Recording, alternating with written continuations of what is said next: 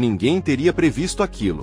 Nem Elon Musk, nem Wall Street, nem a corrida multibilionária pelos veículos elétricos. Mas, dentro do quartel-general ultra-secreto de I&D da Honda, algo improvável aconteceu. Algo que não deveria ter ultrapassado as paredes do laboratório e que, silenciosamente, ameaça estremecer os alicerces de todo o império dos veículos elétricos.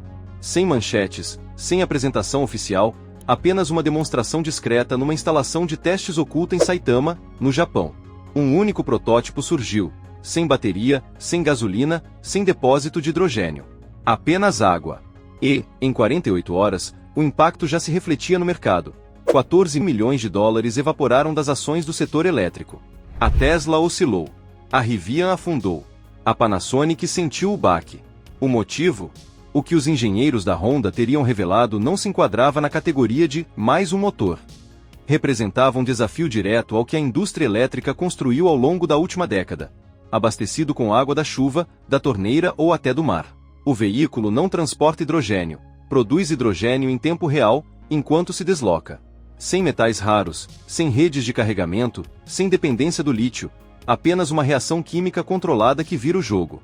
Fontes internas descrevem a cena como inacreditável. Um engenheiro ficou imóvel, incapaz de reagir. Outro quebrou o protocolo e iniciou uma ovação de pé que durou quase 5 minutos. Nas salas tradicionais e sóbrias da Honda, aquilo não era empolgação, era uma ruptura histórica. Caso a tecnologia realmente se confirme, o futuro pode abandonar as baterias e girar em torno de algo tão banal quanto água.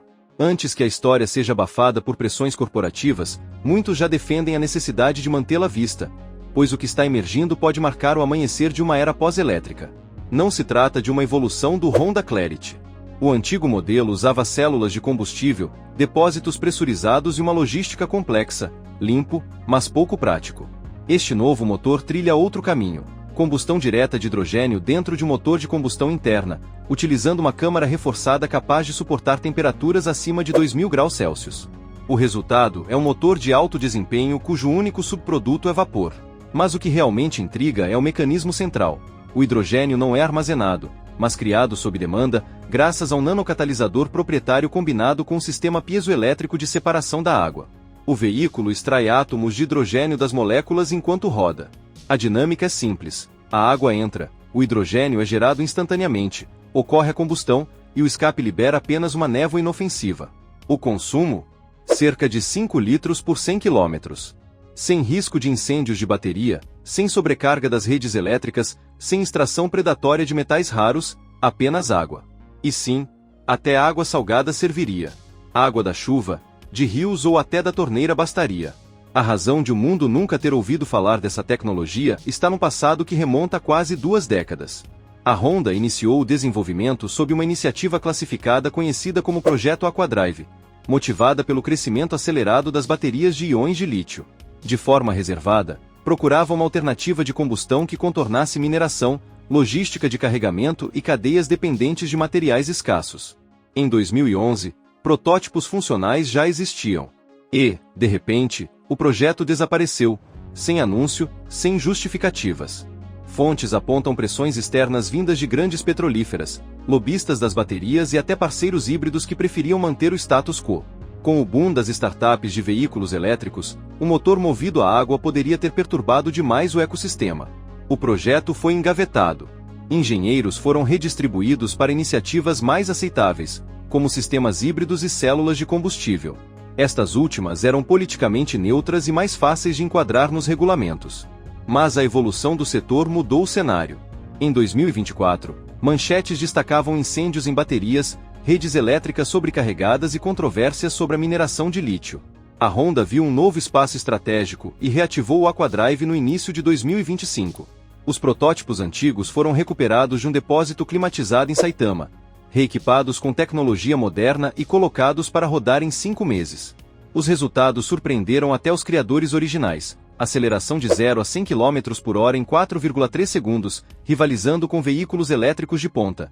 Velocidade máxima de 180 km/h com binário consistente, e autonomia de 760 km com apenas 50 litros de água. O reabastecimento? Trivial. Basta conectar uma mangueira, acionar um interruptor e completar o depósito em menos de 3 minutos. Nada de estações milionárias ou carregadores ultra-rápidos. A manutenção também se mostrou extremamente reduzida. Sem módulos de bateria, sem uso intensivo de sistemas de arrefecimento, apenas mecânica robusta. O desgaste interno, segundo os engenheiros, seria 42% menor que o de motores tradicionais, consequência direta do escape limpo, sem fuligem, sem carbono e com menor estresse térmico. O que começou como um projeto secreto nos anos 2000 ressurge agora como uma potencial ameaça existencial à indústria de veículos elétricos, e possivelmente, como o início de uma verdadeira reconfiguração tecnológica no setor automotivo. E o que aconteceu a seguir espalhou ondas de choque pelo setor automóvel, pela mineração global e por praticamente todas as startups de baterias do planeta. No momento em que a tecnologia avançasse para a produção em massa, todo o tabuleiro se redesenharia. A Honda já conduzia testes internos em múltiplas variantes prontas para fabricação, e nenhum concorrente, nem mesmo a Tesla, estava preparado para o impacto.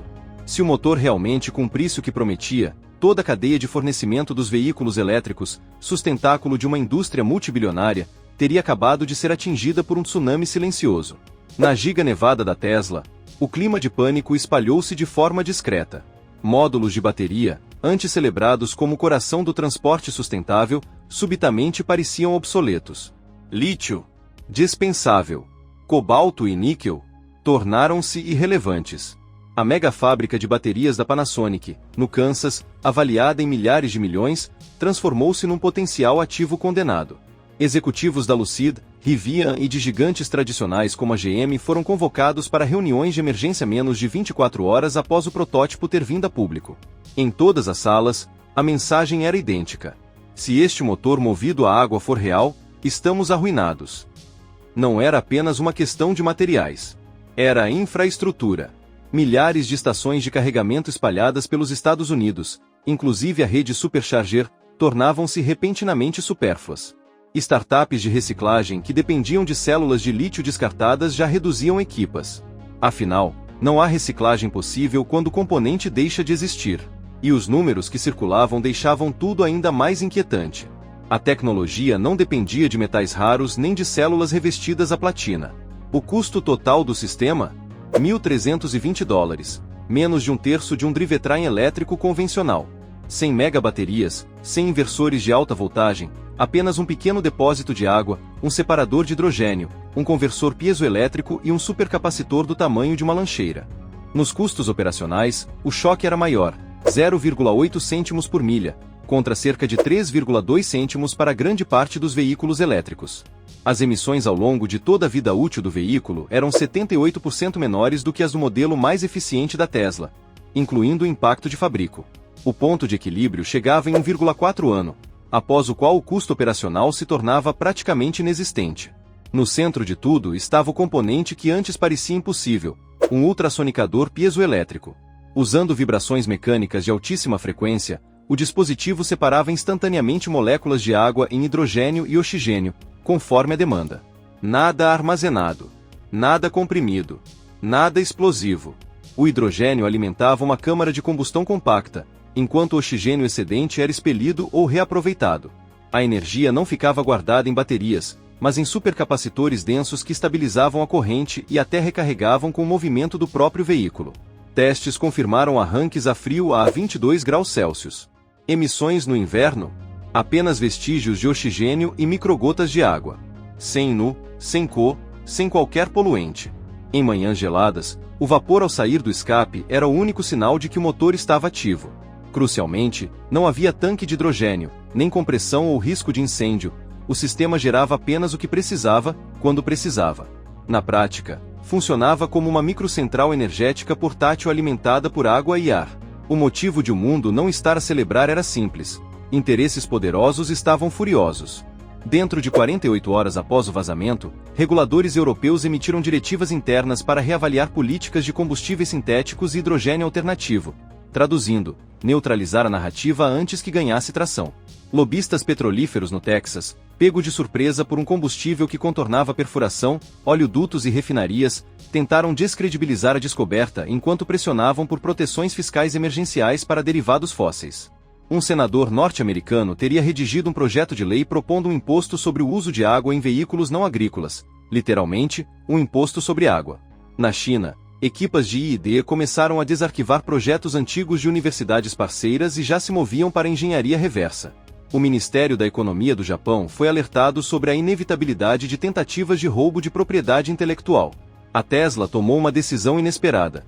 Suspendeu todas as atualizações previstas para o drivetrain do Cybertruck. Sem explicações oficiais, fontes internas afirmavam que Musk queria compreender completamente o motor movido a água antes de se comprometer com qualquer avanço adicional em veículos elétricos.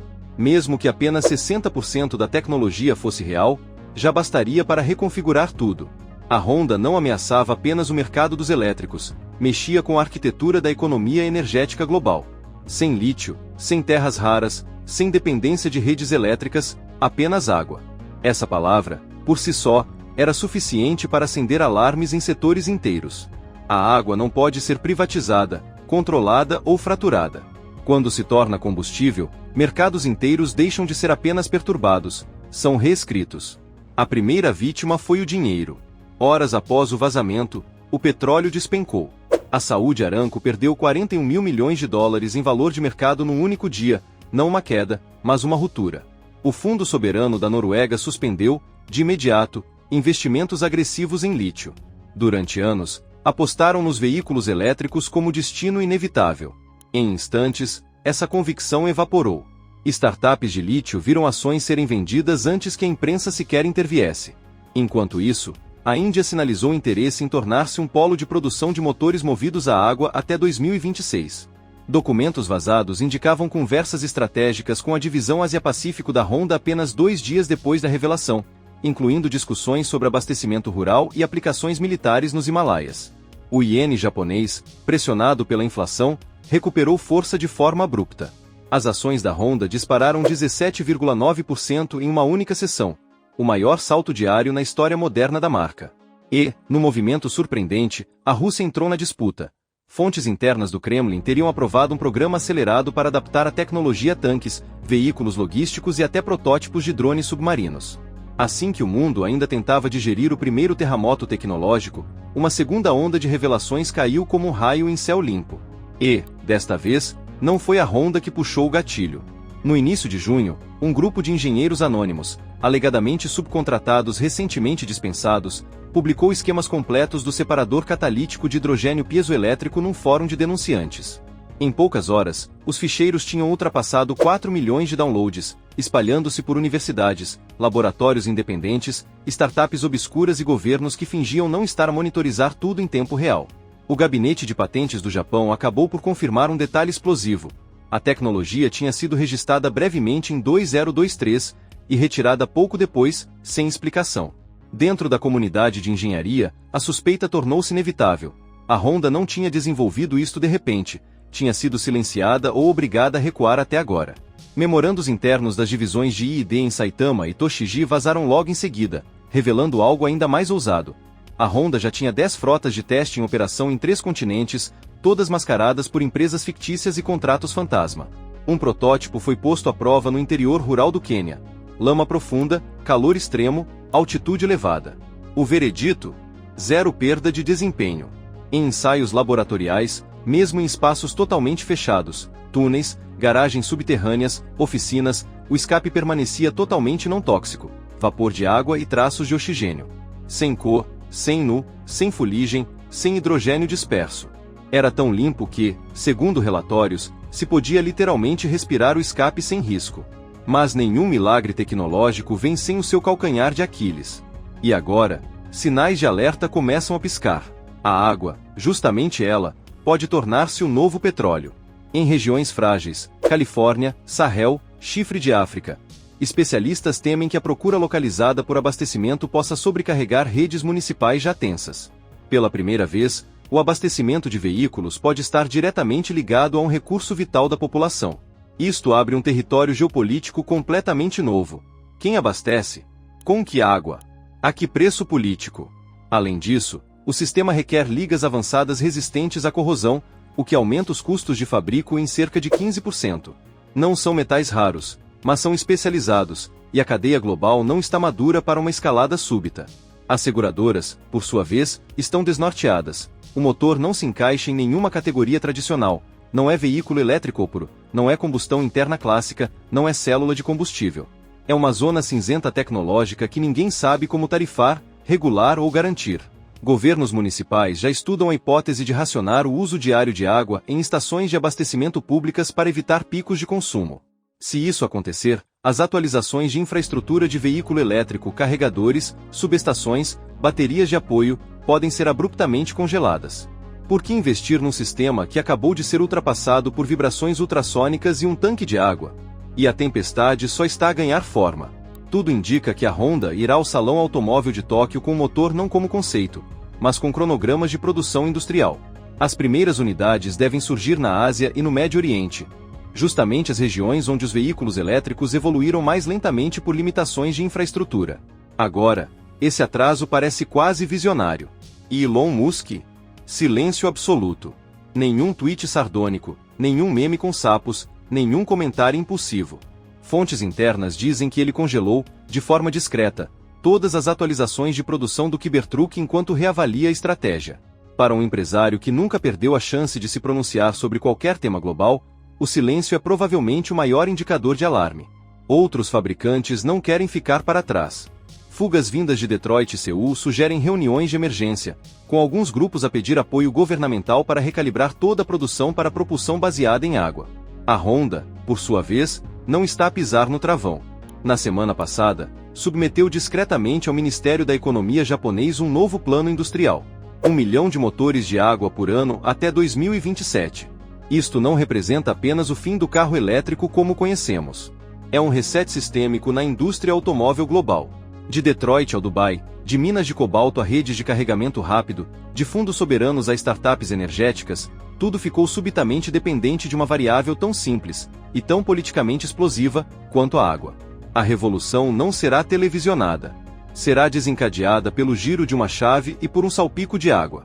E você, o que pensa sobre isso? Deixe sua opinião nos comentários.